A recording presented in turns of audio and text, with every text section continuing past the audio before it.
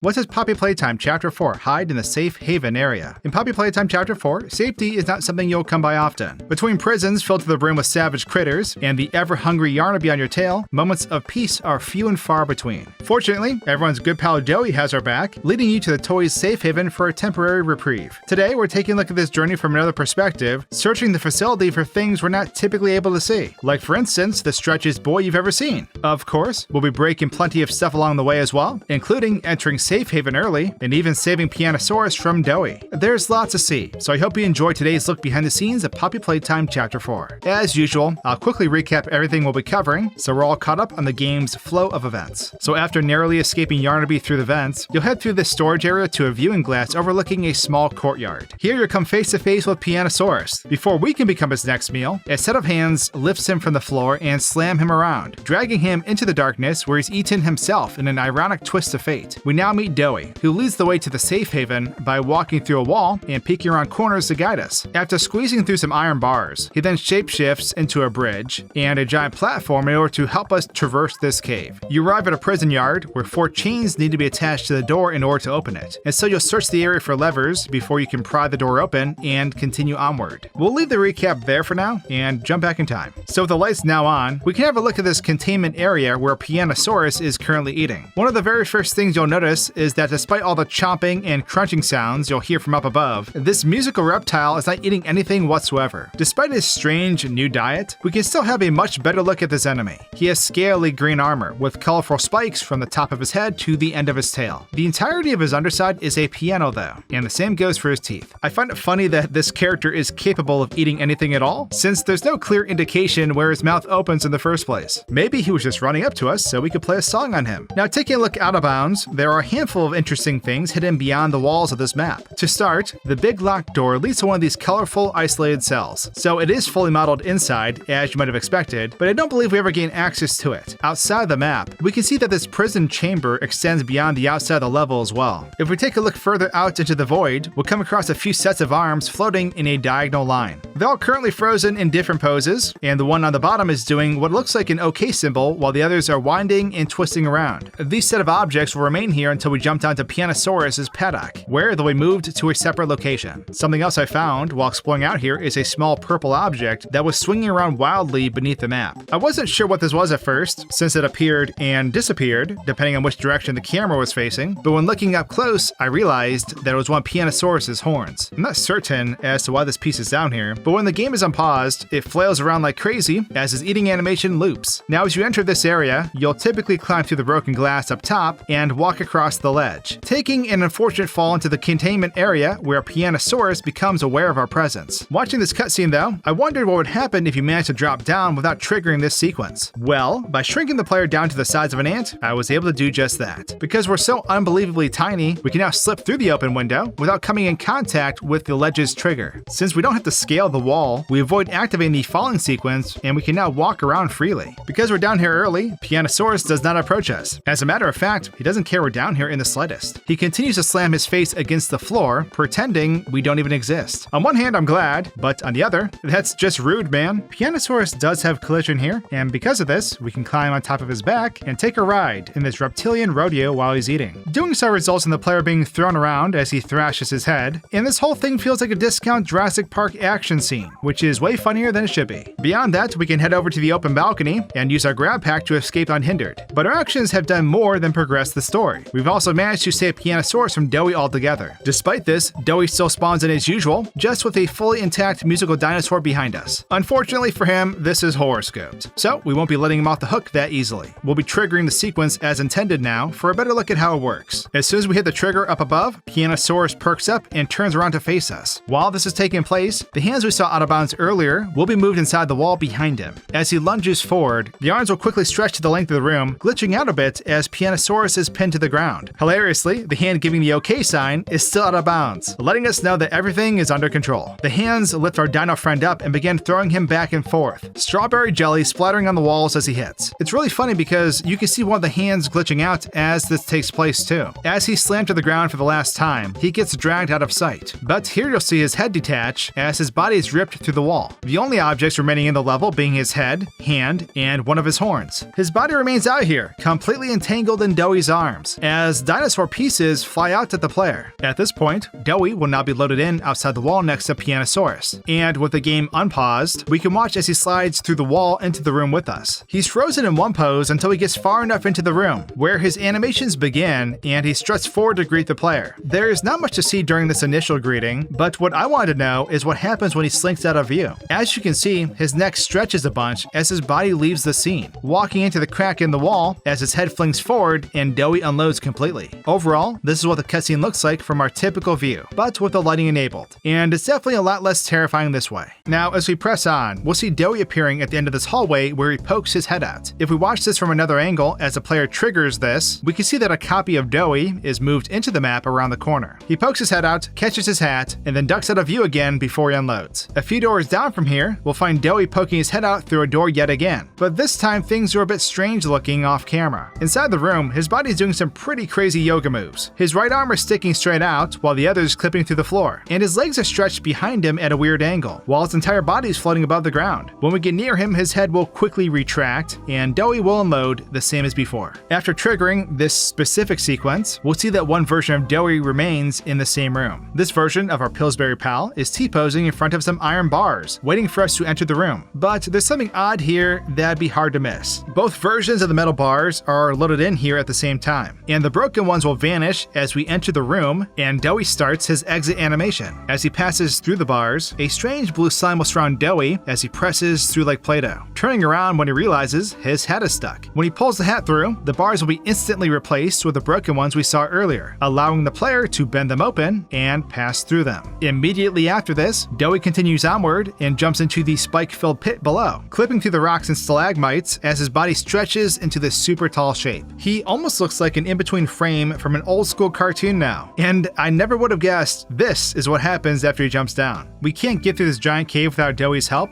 and so he transforms into two different objects in this area to help us get by. Something you'll quickly learn is that Doey took credit from some other Play-Doh monstrosity, since a preloaded bridge is moved into the map after he jumps down, and it just slides out through the rocks and into view. Honestly, I feel a bit cheated. The next bridge is this giant circular platform with arms and legs that's bolstering some crazy rock climbing skills. This platform, which kind of looks like a dinner table made out of clay, gives us the ability to cross this chasm. But once again, this isn't the same Doey who just ate a dinosaur for us. As a matter of fact, we can zoom out and see both of these bridges are loaded in at the same exact time. Who knows? Maybe it's possible that Doey split into multiple versions of himself in order to maximize efficiency when crossing spiky pits. That, or it's just a game development trick, and we're totally overanalyzing it. After passing through this open cave area, you'll eventually duck through this small hole in the wall to enter the prison workyard. As soon as we enter, Doey does this straight Looney Tunes wind-up and bolts straight through the wall. During this animation, his head first flies through the wall, and his body becomes consumed by this blue slime once more. As he's initially passing through this break in the concrete, this gooey material stops on the outside wall, and he's completely clean in the center. But the liquid reappears on the other side and covers him again. This strange substance splashes outwards and then gravitates back towards him afterwards. Even though he abandoned us in this eerie room, it's almost like he never left. Literally. The area Doey started this short sequence in still has collisions enabled, so we can't walk through the spots he was previously standing, even though the animation has already finished. We can even climb onto these barrels and jump on top of it if we want to. If we move the camera through the set of doors, we'll eventually be wrenching open. We can see Doey yet again holding this cartoony pose. Even though he'll run away the moment we pass through the doors, he has idle animations that make him look a lot more lively than a static model. I realized at this point also that Doey blinks every so often, despite his lack of eyes, which for some reason makes him seem more human, despite being a giant chunk of bubblegum. While we're exploring this area in search of the levers needed to continue, Doey lends a helping hand and throws one of them through the window up above. He also throws out a Dog Day plush that has been nothing short of mutilated. And if we head out of bounds before this is triggered, we can find said toy T-posing in the void. As soon as we put in the first lever and approach the yellow tower, a new lever will appear hidden away in these barrels. After a moment, Dog Day is warped inside as well, and they both fly out through the window. With the doors now opened up, we can head through. And as we do, Doey will instantly bolt out of sight, which he obviously enjoys doing a lot. We can once again watch this from a different angle, and as we've come to expect, he'll slink off with his neck stretching wildly loudly before unloading out of our sight. As for the hallway itself, we can view this section from an aerial view, where we learn that the architects forgot to put the second floor in. There is nothing for us to see up here, only caved-in walls and frayed rebar. Something weird about this area though, is that there's a set of stairs on both ends of this hallway, and each of them leads to a door on top that we'll never be able to see, let alone access. When we meet up with Doey a bit further ahead, he'll be sitting next to this hole in the ground where we drop down to the floor below and we're met with a cogwheel puzzle. We're given a battery by Doey, and after opening the doors, we enter what looks like a kitchen. Once again, a lever is needed to open the doorway, and Tui, which is the name of this mouse thing actually, attacks us from the storage room where we find it. In this hallway, we're stopped by Kissy and Poppy, who are hiding from the prototype in the walls. From here, we enter Safe Haven, a giant room full of toys who are saved by Doey and the gang. Doey reunites with us here, leaving to distract the prototype shortly after. After talking to Poppy, we'll meet up with the Pillsbury boy for a lengthy conversation regarding Poppy's plan to stop the prototype. At Doey's request, we must now head deeper into Playtime Co. in search of the doctor, leaving Safe Haven behind. Jumping back in time again, we'll arrive at this area where Doey is standing next to a hole in the floor. And in this room is a locked door that we never end up accessing. If we move the camera into this room, we'll find a pretty surprising sight waiting for us. Doey the Dough Man,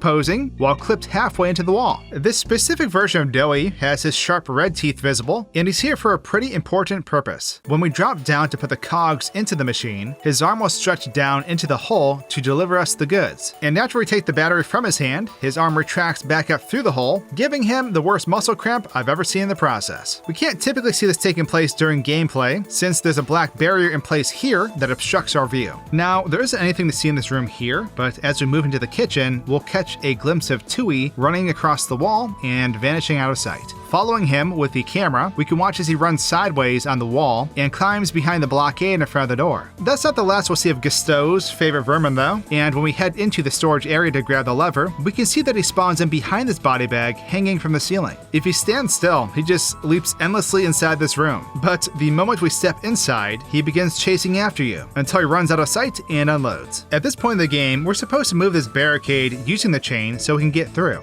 But there's a gap underneath that we could clearly fit through if we crawled. Sadly, that's not an option in this game, so I had to break out Mermaid Man's belt again and shrink the player down to whatever the opposite of Wumbo is. By doing this, I was able to slip underneath and enter the next part of the map early. But what else could I get away with? Because I was so microscopic, I was able to get past this barricade in the hallway and pass through the hallway Kissy leads us to. But there's a little problem with our sequence break here. Because we never activated the prototype cutscene, there's an invisible barrier blocking our entrance to Safe Haven. But I wasn't giving up that easy, and so I went around the back in hopes of finding a way in. But the game had other plans for me. I managed to phase through the door at the end of this hallway and fell into the void. And because the game doesn't expect you to ever fall off the map here, I endlessly dropped into outer space. Loading my save, it was time to trigger the Kissy Missy cutscene as intended. But before doing so, I moved the camera into the corridor without activating them. As you can see, Kissy is hunched over near the opening with one of her arms clipping through the wall as she waits for the player to walk by. And Poppy has apparently decided gravity is for dweebs. It's kind of funny because the developers didn't bother to put Kissy back far enough, so you can actually see this in normal gameplay by just walking up to the gap in the hallway and looking in to see her clipping through stuff. We can now watch this hiding scene taking place from a different view, and as soon as the player triggers the sequence, Kissy will reach out and drag you into the corridor with her. At this point, the prototype makes an appearance in the hallway, and from out here you'll see that, before even moving by, the shadow on the wall is already loaded in. There's no actual monster out here casting this shadow, and instead it's only a black silhouette on the wall. As a matter of fact, this shadow is nothing more than a short video we can find in the game files, and this is done so that data miners and game breakers can't view this character before they want you to see it. So for now, this enemy only exists as a shadow on the wall. After the prototype passes by, Kissy and Poppy walk to the other side of this inner wall, and Kissy clips through the wall as she leaves to enter Safe Haven. After we've entered, the doors will be closed behind us, and Doey, who was previously waiting on the other side of the room, will run over to greet us. After a brief conversation, Doey runs out of sight to distract the prototype, and when doing so, he runs past the batteries only to freeze in place and unload near the exit. But with that being said, we can now have a look around Safe Haven. This area is packed full of tons of toys, and the walls are lined with drawings that I'm sure have tons of lore for all you theory crafters out there. Starting with the main area, the first thing I found that was a bit strange is this vent on the wall. For some reason, you can open this grate in the wall that's covering a fan, and although we can interact with it, it currently doesn't have any real use in the game. But there's more to this vent than you'd first think. If we move the camera through it, we'll pass by a black barrier into a strange back room, where several vents in this area intersect. This area was meant to be traversed by the player at one point in time. Some of these segments simply lead nowhere, and they come to an end either by stopping abruptly or by reaching a broken grate out of sight. One of the places they lead, though, is this room that's completely tucked away in Safe Haven, a room labeled Storage. I was never able to access this room while playing through the story, and we can't even get near to see inside due to the invisible barrier at the entrance. I kinda wish they didn't have an invisible wall in an open doorway because it's peak laziness and confuses the player by making them think it's a bug. It would have been way better and more clear to the player to just block it off with trash or something.